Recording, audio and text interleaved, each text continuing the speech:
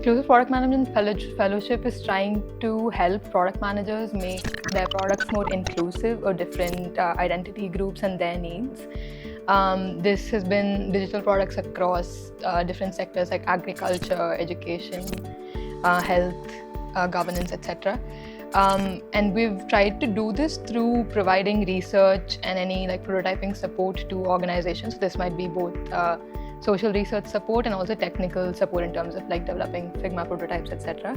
Immersive user sessions that we conducted were really helpful, not just for as the Ipmf team, but of course for the fellows as well, because a lot of these fellows understand these issues, but having that personal connection to identify with the cause and also see how it reflects on their product, I think that is something that's missing from this whole journey, and that was something we were able to bridge. And I saw personally how it reached and affected the fellows that we were working with, and it strengthened their commitment to the issue. And I also feel the expert sessions we did were a perfect addition on top of the research that we have been providing them with and the actual user sessions we've been providing them with, because these experts bring with them deep commitment to inclusion as well as experience in the tech industry. So I think that bridged it perfectly for them.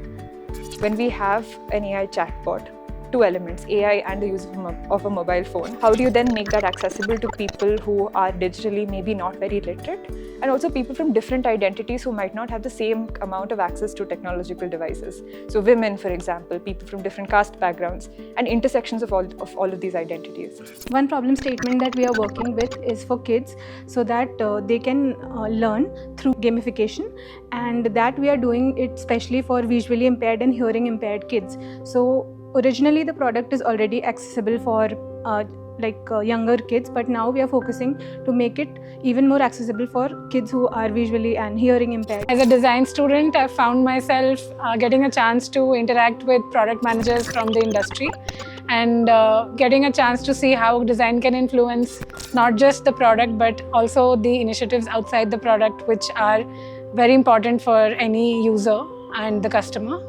The kind of engagement that I've had with the experts also who have joined as part of the Ipmf for the sessions has been really enriching. I've got a chance to understand the power of inclusion in the product design and product management space through those expert interviews, and it has added a lot to my understanding of what inclusive design can be. That is having fellows relook at their product, right? When you assume that you've removed offline barriers because you've digitized a certain service, that assumption sort of prevails in the product space, I think. And to just have product managers look at their product again and think, who am I actually excluding? Is it actually simplifying the access process as much as I think it does?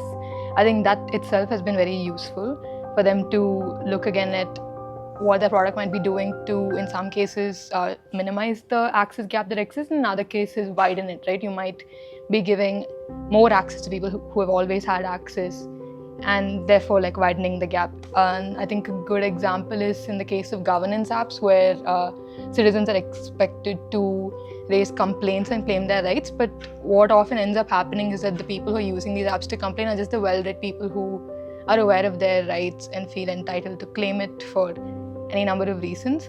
So what ends up happening in the process is that someone who's been privileged is then able to get more of their problems resolved, or someone who's always had problems then has to resort to discontinuing to have those problems, and therefore there's now a wider gap in who reports problems and what gets resolved.